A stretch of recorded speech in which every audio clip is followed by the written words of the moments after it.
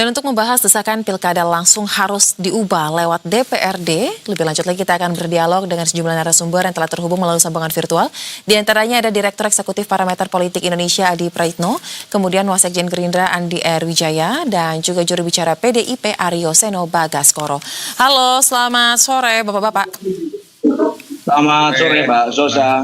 Baik, sepertinya kita masih menunggu Mas Andi ya untuk bergabung. Saya ingin ke Adi Pray terlebih dahulu. Mas Adi Pray, jadi sebenarnya secara empiris nih Mas Adi Pray, apakah benar pilkada langsung yang selama ini berlangsung itu merupakan penyebab utama dari politik uang dan politik dinasti yang ada di Indonesia?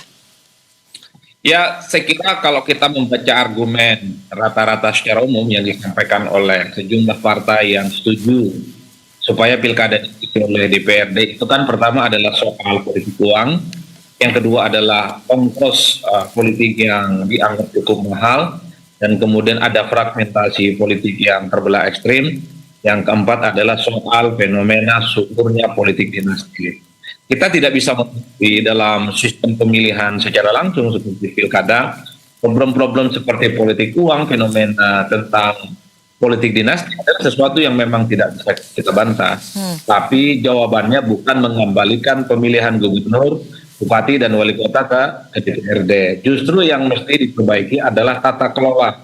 Bagaimana sistem pilkadanya, soal penegakan hukumnya, dan yang paling penting soal rekrutmen yang ada di partai politik. Contoh, soal politik uang. Kalau kita mau jujur, kenapa politik uang ini selalu berulang dalam setiap pemilu dan pilkada kita? Karena penegakan hukum kepemiluan kita tidak tegas. Mau apapun sistemnya, mau langsung ataupun tidak langsung, kalau ini kemudian tidak dibenahi, itu akan selalu terulang. Memangnya kalau kepala daerah itu dipilih oleh DPRD, ada jaminan tidak ada politik uang. Itu kan politik hanya bisa bergeser kepada sejumlah DPRD. Memangnya tidak ada soal mahar politik misalnya bagi seseorang yang ingin maju ya untuk berkompetisi untuk partai politik tertentu, kalau pilkadanya dipilih oleh DPR juga tidak ada jaminan. Karena tiket untuk mencalonkan diri sebagai kepala daerah itu kan mostly rata-rata secara umum dari partai politik. Itulah yang saya sebutkan bahwa di antara sekian begitu banyak kritik-kritik yang bermunculan, bagi saya solusinya bukan kembali kepada DPRD, tapi benahi sistem pemilunya, sistem pilkadanya, rekrutmen partainya, termasuk juga soal bagaimana penegakan hukum dalam pilkada. Termasuk misalnya soal ongkos penyelenggaraan yang dianggap cukup mahal. Kenapa tidak dipikirkan soal mekanisme e-voting? Bukankah e-voting itu jauh lebih, misalnya lebih sederhana dan lebih mudah dan lebih simpel untuk melakukan pencoblosan?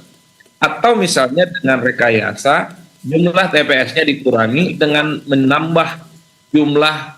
Misalnya pencoblos di salah satu TPS bukan lagi 300. Per hari ini kan kita tahu bahwa per TPS itu 200 sampai 300 pemilih.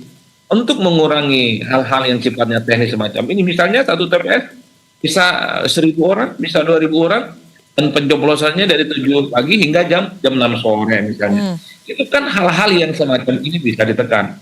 Dan tentu penyelenggara pemilunya jangan naik private jet dong. Kan fasilitas-fasilitas yang semacam itu yang justru menimbulkan bagaimana persepsi publik terkait dengan penyelenggaraan yang cukup mahal. Jadi itulah yang disebutkan sebenarnya bahwa bukan solusi bahwa pemilihan kepala daerah itu ketika dikembalikan ke DPRD seperti zaman dahulu kala adalah bisa menghilangkan politik uang, fragmentasi, termasuk juga soal politik dinasti. Saya juga tidak ada yang kemudian bisa menggaransi. Memangnya kalau kepala daerah dipilih oleh DPRD, politik dinasti tidak terulang. Saya justru khawatir politik dinasti akan semakin subur setelah misalnya rakyat tidak dilibatkan dalam kontestasi pemilihan kira-kira siapa yang layak untuk menjadi kepala daerah di tempat masing-masing. Saya kira di situ. Ya. Baik, jadi secara empiris melalui pemaparan yang tadi Mas Adi Pray katakan tidak ada jaminan ya dengan dikembalikan kepada DPRD semua kekhawatiran atau alasan-alasan utama yang disampaikan oleh baik itu dari Gerindra ataupun dari Golkar dan partai yang setuju lainnya ini akan selesai jika dilakukan lewat DPRD. Nah, sekarang Mas Andi Wijaya, Wasekjen Gerindra sudah bergabung dengan kita dalam dialog ini. Mas Andi, lalu kalau misalnya tadi seperti yang dikatakan Mas Adi Pray tidak ada jaminan sebenarnya. Lantas kalau perspektif Anda sendiri, apa yang menjadi jaminan dan apa yang menjadi alasan kuat mengapa sistem melalui DPRD ini menjadi hal yang sangat dipertimbangkan dan akan didorong untuk dilakukan pada tahun ini? Jadi kan begini, ini kan ada beberapa evaluasi yang tadi Mas Adi juga sebut. Salah satunya adalah terkait dengan biaya politik gitu, yang sangat tinggi. Nah ini kan evaluasi kami juga salah satunya adalah pelaksanaan pilkada itu selalu hampir dipastikan dengan kekuatan kapital dari masing-masing kandidat. Nah ini yang menurut kami adalah tidak sehat begitu ya. Kita mungkin melihat kalau di Zoom lagi adalah pada sisi tingkat ekonomi dan tingkat pendidikan begitu. Nah dua faktor ini yang ini sangat mempengaruhi. Jadi kalau kita lihat daerah-daerah yang dua variabelnya ini ya, tingkat pendidikan sama tingkat ekonominya lumayan bagus, ini kualitas demokrasinya juga bagus. Tapi kalau tingkat pendidikan dan ekonominya ini, mohon maaf nih, kurang bagus, biasanya juga kualitas demokrasi nggak bagus. Nah, disitulah biasanya mau disurvei kayak apapun sudah bagus, ternyata hasilnya bisa berbalik gitu. Nah, ini yang menjadi fenomena yang menjadi evaluasi kami gitu. Jadi akhirnya bukan berarti akan murni diserahkan ke DPRD ya ke depan, tapi mungkin lebih tepatnya adalah ini semacam ada moratorium lah ya. Kita break sejenak ya, sementara kita pilih DPRD, tapi ke depan kita setuju Mas Adi. Kualitas pilkada juga harus kita tingkatkan gitu. Jadi kita juga melihat mungkin Kemendagri juga sudah melakukan kajian tuh ada pilkada asimetris ya. Jadi beberapa daerah mungkin langsung ya, kayak misalnya beberapa kota kayak misal DKI ya, kota-kota lah di Bandung, Jogja, Semarang itu kan lumayan ya kualitas demokrasinya. Tapi kalau daerah-daerah tertentu wah itu survei aja udah nggak ada gunanya gitu. Jadi mungkin survei sekarang bagus, ternyata besok pilkada kebalik. Itu banyak terjadi. Mungkin Mas Adi bisa kasih paparan. Jadi sebenarnya dari situ tuh, Mbak. Meskipun ada sisi yang lain ya, yang menurut kami ini belum disampaikan juga gitu. Dari internal pemerintah maupun dari bawah. Sebenarnya tapi ini juga nggak susah kalau mau dikembalikan ya. Ini kan bentuk negara kita ini kan kesatuan. Jadi asal muasalnya daerah ini kan nggak kayak Malaysia atau US gitu ya, yang dulunya ada negara-negara kecil, akhirnya melakukan unifikasi menjadi negara berserikat gitu, menjadi negara federal. Nah itu kan mereka negara bagian itu atau daerah-daerah itu kan punya otonomi sendiri. Nah kalau kayak gitu pilkada langsung oke. Nah kalau kita kan negara kesatuan ya. Tapi ini jauh gitu. Baik. Jadi kita nggak mungkin akan kembalikan ya bahwa kepala daerah tuh rezimnya kepala negara begitu juga enggak. Tapi ini dari sisi tipologi bentuk negaranya pun juga kita perlu luruskan gitu. Artinya ada sisi itulah yang cukup mempengaruhi. Baik. Jadi biar rezim pemerintahannya itu lebih seragam gitu ya. Jadi program nasional nanti seperti apa, program daerah ternyata berbeda gitu kan banyak terjadi tuh. Di periode Mas Andi, saya rasa kita semua sepakat di sini bahwa memang kualitas dari pilkada ini yang harus kita tingkatkan dari pilkada 1 ke pilkada yang akan datang. Nah, tadi dikatakan bahwa sebenarnya yang paling penting sebelum mengubah sistemnya menjadi pemilihan melalui DPRD lagi, pembenahan dari sisi internal partai juga menjadi hal yang sangat krusial terkait dengan tata kelola dan juga rekrutmen. Nah, Gerindra sendiri, Mas Andi, apakah sudah melakukan pembenahan secara signifikan dan hasil seperti apa dalam sisi ini? Pembenahan dalam apa nih? Saya kira dari sisi halo. Baik, suara Anda hilang tadi, boleh disampaikan lagi? Kalau pembenahan secara umum juga kita terus lakukan ya. Dalam hal apa nih? Misalkan tata kelola keuangan misalkan, sisi akuntabilitas juga kita kemarin dapat penghargaan dari Komisi Informasi ya. Jadi sisi apa lagi? Kita selalu melakukan pembenahan-pembenahan di internal partai politik, gitu. Jadi sisi yang mana saya kira bandingannya bukan soal yang sempurna atau nggak sempurna, tapi kita bandingkan dengan partai lain dulu, begitu. Baik. Jadi dari waktu ke waktu kita terus lakukan pembenahan, saya kira, Mbak. termasuk Baik. untuk bagaimana mendorong kepala-kepala daerah yang bisa mentranslate ya program-program yang terbaik untuk rakyat begitu.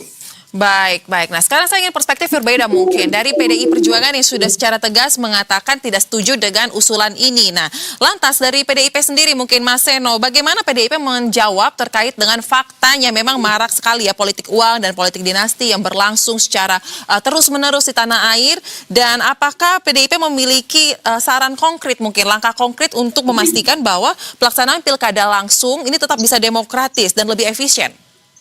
Ya, makasih Mbak Zosa. Saya menyimak pemaparan dari baik Mas Adi maupun Mas Andi tadi.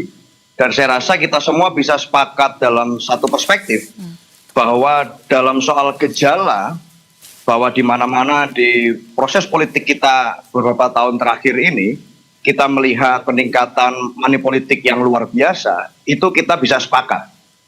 Tetapi kan itulah yang membuat ongkos atau biaya politik pilkada itu menjadi mahal, yaitu money politik, yaitu proses-proses transaksi politik, yang mana itu semua sebetulnya kalau kita mau konsisten pada payung hukum yang sudah disediakan oleh undang-undang, sebetulnya kan haram dilakukan di dalam proses politik, apalagi pilkada yang menentukan nasib satu daerah selama 5 tahun. Nah, jadi ini ibaratnya seperti ini buat kami, Mbak. Ada jalan yang macet karena ada banyak kendaraan, ada kemudian kecelakaan di jalan-jalan tersebut. Solusinya kan adalah bagaimana caranya mengatur tata kelola lalu lintas agar meminimalisir jumlah kecelakaan yang terjadi, bukan kemudian lantas melarang orang-orang bepergian dari satu titik ke titik yang lain. Itu bukan menyelesaikan masalah, justru akan memunculkan atau memindah saja masalah ke ruangan yang lain. Sama dengan apa yang disampaikan Mas Adi tadi misalnya. Kita nggak ada jaminan nih pada saat nanti dipilih oleh DPRD atau siapapun lah, sekelompok elit tertentu, dari mana kita bisa memastikan bahwa prosesnya pasti clear. Justru itu akan menambah kecurigaan publik, jangan-jangan transaksi politik yang terjadi hanya pindah saja dari ruang terbuka ke ruang-ruang yang lebih tertutup. Nah, sehingga buat kami solusi yang paling praktis sebetulnya adalah kita lakukan yuk sama-sama, kita perkuat komitmen penegakan hukum kita di dalam setiap konteks proses politik terjadi. Yang melakukan money politik, yuk kita larang sama-sama sesuai undang-undang. Kalau nggak ada money politik kan pasti biaya politik juga ditekan luar biasa. Kalau nggak ada transaksi politik juga pemilu kita pasti akan murah. Ini terjadi seperti ini kan karena biaya transaksi politik juga masih sangat tinggi di mana-mana, yang ketahuan maupun yang tidak ketahuan. Nah, kami bersyukur bahwa di partai kami pun kami berusaha mencoba melakukan evaluasi terus-menerus. Bahkan kita punya ISO yang diakui secara internasional untuk manajemen internal partai dalam proses rekrutmen dan kaderisasi. Nah, seluruh partai saya rasa punya kesempatan untuk dilihat rakyat. Siapa sih yang paling kemudian mau berbenah untuk memperbaiki proses politik kita. Saya rasa itu, Mbak Sosa. Baik, baik. Berarti salah satu solusi konkret yang bisa dilakukan adalah terkait dengan penegakan hukum dalam konteks politik ya, pemilu ini ya harus lebih tegas lagi ke depannya. Kurang lebih seperti itu ya, Mas Seno ya. Nah, kalau begitu, Mas Adi Pray, menanggapi tadi apa yang disampaikan oleh Mas Andi dan juga Mas Seno, mungkin saya tertarik untuk perspektif Anda bahwa setiap partai memang sudah pasti akan melakukan pembenahan, baik itu dari tata kelola ataupun rekrutmen. Tapi apakah hasilnya sampai dengan pada hari ini Anda melihat ada hasil yang konkret dan juga signifikan? Dan kemudian terkait dengan persoalan penegakan hukum. Tadi Mas Adi Pray mengatakan juga, Mas Seno juga mengatakan, sebenarnya apa yang menjadi batu sandungan mengapa sepertinya sulit sekali untuk bisa berlaku secara transparan terkait dengan penegakan hukum ini. Silakan, Mas. Ya, pertama tentu pada level partai politik, kalau kita mau jujur sebenarnya hampir 100% kontestan dan tim sukses dalam pilkada adalah mereka yang dari partai politik. Jadi kalau semua partai politik kontestan dalam pilkada mengharamkan kepada calonnya untuk tidak menggunakan politik uang, kan selesai. Itu kan sesuai dengan undang-undang ya, yang melarang memberikan atau menjanjikan uang dan barang untuk mempengaruhi pemilu. Ini kuncinya di partai politik. Kita juga tahu untuk mencalonkan diri sebagai gubernur, bupati, dan wali kota, kan tiketnya tidak gratis. Untuk mendapatkan dukungan untuk maju dari partai politik, ini kan dianggap juga berbayar, yang disebut dengan mahar politik. Itu kan ujung-ujungnya di partai. Baik. Kalau partai semuanya berkomitmen tidak ada mahar politik dalam kontestasi pencalonan, berkomitmen supaya tidak menggunakan politik uang untuk mendapatkan dukungan, saya kira persoalan yang disebut dengan politik uang, ongkos berbiaya mahal itu selesai. Termasuk juga soal membenahi regulasinya. Kalau kita mau jujur sebenarnya, aturan soal politik uang itu kan hanya dicantolkan pada sejumlah larangan dalam kampanye. Ada 12 larangan dalam kampanye. Paling bawah, nomor poin 12 itu disebutkan dilarang memberikan uang dan barang untuk mempengaruhi pemilih. Itulah yang kemudian menjadi tafsir. Kalau memberikan uang dan barang di saat kampanye, tujuannya misalnya ingin masuk surga, lillahi ta'ala, tidak mempengaruhi pemilih, apakah itu bisa didelik sebagai politik uang? Saya dari dulu mengusulkan, misalnya ada pasal khusus terkait dengan politik uang. Satu, politik uang itu adalah haram hukumnya. Bikin kebijakan seperti bansos sebulan sebelum pencoblosan. Haram hukumnya memberikan kerudung, sembako, rebana, nyumbang semen, nyumbang pasir, dan seterusnya 2 bulan sebelum pencoblosan. Kalau itu definitif disebutkan, saya kira soal politik uang itu bisa dikurangi. Nah, yang dikeluhkan soal misalnya penyelenggaraan pemilu. Saya sih mengusulkan bagaimana kalau pemilu kita dan pilkada kita sistemnya e-voting. Jadi orang tidak perlu berbondong-bondong datang ke TPS lah kira-kira begitu dan tinggal nyoblos dari manapun. Bisa dari rumah, dari tempat rekreasi, dan itu sangat mudah untuk bagaimana bisa menghilangkan apa yang disebut dengan berbiaya mahal. Nah, yang saya khawatirkan kalau pemilihan kepala daerah oleh DPRD, ini kan soal civic engagement ya, partisipasi politik ini tidak ada. Jadi yang kemudian akan hadir itu adalah kepala-kepala daerah yang tidak sesuai dengan selera rakyat. Jadi ada istilah yang disebut dengan membeli kucing dalam karung. Yang kita itu adalah Andi Wijaya jadi gubernur, Seno jadi gubernur, tapi yang justru terjadi adalah orang lain. Kan itu yang kemudian tidak kita inginkan, bahwa selera rakyat harus menjadi sesuatu hal yang menurut saya memang harus dikedepankan secara signifikan. Apalagi saudara, kita juga tahu bahwa di tengah kinerja DPRD yang disorot, di mana mereka itu jarang berkomunikasi dengan rakyat dalam mengambil setiap keputusan politik, tapi kemudian tiba-tiba soal nasib kepala daerah diberikan kepada mereka. Inilah yang saya sebut sebagai justru akan memperburuk bagaimana pemerintahan yang ada di daerah. Ya, itu yang saya sebut sebagai sebuah koreksi. Baik.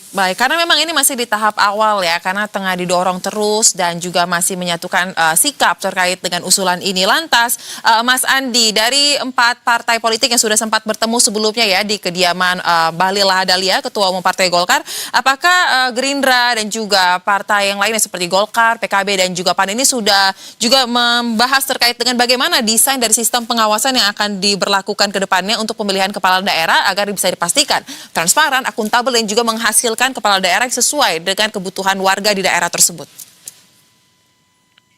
Kalau hasil pertemuan itu secara lebih detail saya belum mendapatkannya ya, Mbak. Cerita di balik ceritanya ya, kalau hasilnya mungkin di media sudah banyak gitu. Tapi kalau terkait yang tadi Mas Adi sampaikan, pilkada langsung ini kan sebenarnya sebelumnya juga evaluasi atas pelaksanaan pilkada di DPRD, pemilihan di DPRD. Gitu. Jadi di situ terjadi ya transaksi gelap, tidak sesuai aspirasi rakyat, makanya lah digeser lah ke pemilihan langsung gitu. Nah, tapi di pemilihan langsung juga menemukan kembali nih gitu. Jadi siklus ini kan muter lagi gitu. Berulang, ternyata di DPRD ya berulang sama aja gitu. Jadi kan bukan hanya soal soal money politiknya saja ya, mau dicegah pun, mau dicegah kayak apa, namanya kita sudah menghimbau, melarang ya, pimpinan parpol juga melarang, itu kepala daerah itu kan nggak semua kader partai juga, Mas Adi. Jadi mau kader partai mau enggak ya, di bawah juga kita nggak tahu nih, mau caranya gimana menggait menggait suara nih, bahkan beberapa konsultan pun udah ada plottingnya, daerah ini harus treatmentnya seperti ini, daerah A seperti ini treatmentnya.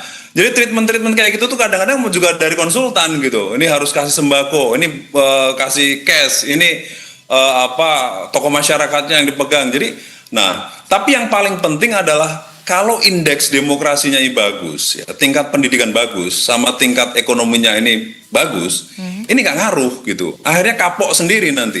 Saya kasih contoh, misalkan DKI Jakarta gitu. Ini mungkin sudah 3 kali pilkada ini nggak mempan itu, mau didorong pakai aparat lah, mau dijagain pakai apalah, mau dikasih sembako, mau dikasih, nggak ngaruh. Dari 2012 waktu Jokowi jadi, waktu Anies 2017, waktu 2024 waktu Pram jadi, itu nggak tembus. Jadi itu menandakan DKI ini peradabannya udah oke, udah ya susah lah dibeli pakai duit gitu. Sebenarnya itu yang kita inginkan gitu. Kalau semua daerah se-Indonesia itu nggak bisa dibeli, saya ngomong apa adanya aja. Ya udah kita pilkada langsung gitu. Mau sampai kapan calon kepala daerah nyiapin duit? Mau berapa ratus M? Nggak mempan nanti gitu. Kayak DKI ini contohnya. Jadi itu yang kita harapkan, Mas Adi. Jadi makanya sebenarnya bahwa pilkada di DPR itu nggak mutlak ya, itu pilihan atau opsi mandatori gitu, harus kita kembaliin semua 100%, enggak juga gitu. Itu hanya salah satu opsi untuk kita, ya cobalah kita mendiskusikan lagi ya, semua problem-problem pilkada ini kita kurasi semua. Jadi kira-kira apa yang terbaik gitu. Ini kan sayang banget. Uang uap gitu saja gitu. Padahal mungkin bisa dibelanjakan hal-hal yang lebih bagus ya, menambah pertumbuhan ekonomi atau mengarah ke hal-hal yang lebih positif gitu. Baik. Jadi seperti itu sih. Baik, tapi memang kalau misalnya kita berbicara tadi seperti kata Mas Andi sebelumnya ya, ekonomi dan pendidikan ini memiliki faktor penting melihat bagaimana situasi ataupun kualitas demokrasi di daerah tersebut. Tapi untuk menunggu sampai dengan kualitas ekonomi dan juga terkait dengan pendidikan antara daerah lain jika dibandingkan dengan Jakarta, sepertinya butuh waktu yang sangat lama. Nah, kalau begitu tadi Anda juga meng-highlight soal opsi pilkada lewat DPRD ini bukan jadi hal yang mutlak, tetapi masih bisa untuk diobrolkan, diperbincangkan terkait dengan apa saja yang mungkin bisa diperbaiki. Kalau begitu terakhir mungkin kepada PDIP, apakah jika memang masih bisa didiskusikan, kurang lebih seperti itu ya Mas Seno, ya tidak mutlak DPRD semata seperti konsep yang dulu pernah berlaku, apakah PDIP membuka ruang untuk bisa ikut diskusi terkait dengan hal ini atau tetap pada sikap tidak menyetujui kembali kepada sistem pemilihan DPRD? Silakan. Ya, makasih. Jadi prinsipnya adalah kami pasti menghormati dan kami memahami ada concern dan sikap politik yang diambil oleh kawan-kawan partai-partai politik lain. Karena buat kami ya itulah indahnya demokrasi. Orang boleh berpendapat, bertukar pikiran, berbeda pendapat di tengah dialektika publik. Tetapi bagi kami prinsipnya clear. Pemilu itu adalah sarana ekspresi kedaulatan rakyat. Dan hak itu hanya dinikmati oleh masyarakat 5 tahun sekali loh. Nah, tapi itu sangat penting karena mengkoneksikan antara calon pemimpin dengan sumber legitimatifnya, yaitu rakyat itu sendiri. Bagaimana seorang pemimpin misalnya bisa bonding dengan rakyat yang akan ia pimpin, kalau ia tahu bahwa yang memilih dia itu hanya sekelompok orang, bukan kemudian suara mayoritas. Ini kan akan melemahkan legitimasi pemimpin di hadapan publik. Oleh karena itu justru kami ingin menjaga agar kualitas demokrasi itu tetap baik dan berprinsip hak kedaulatan rakyat dijaga. Nah, yang contoh misalnya yang disampaikan oleh Mas Andi Wijaya tadi, di daerah-daerah dengan kualitas demokrasi yang baik, berdasarkan contohnya Mas Andi, misalnya di Jakarta, di Semarang, kemudian misalnya lagi di Jogja, di Surabaya, itu kan juga kemarin muncul dari hasil proses politik yang dipilih langsung oleh rakyat, bukan melalui DPRD. Buktinya ada kok daerah-daerah yang bisa melakukan itu dengan baik gitu. Dan kok ya di daerah-daerah itu kemarin yang menang juga adalah kandidat dari kader kami, dari PDI Perjuangan. Jadi buat kami sebetulnya itu sangat mungkin untuk dilakukan perbaikan tanpa harus menggugurkan pemilihan langsung yang akan kemudian membuat rakyat semakin khawatir ya, hak-haknya akan nanti dikurangi perlahan-lahan. Saya rasa itu Mbak Sosa. Baik, karena memang pembahasannya masih di awal, masih sangat menarik untuk kita diskusikan lagi di kemudian waktu, tentu saja dengan berbagai ya dinamika yang terjadi ke depannya. Terima kasih Mas Seno, Mas Andi, dan juga Mas Adi Pray untuk diskusi sangat menarik di Berita Satu Utama. Salam sehat, selamat kembali beraktivitas. Terima kasih Mas Andi, Mas Adi Pray. Semuanya.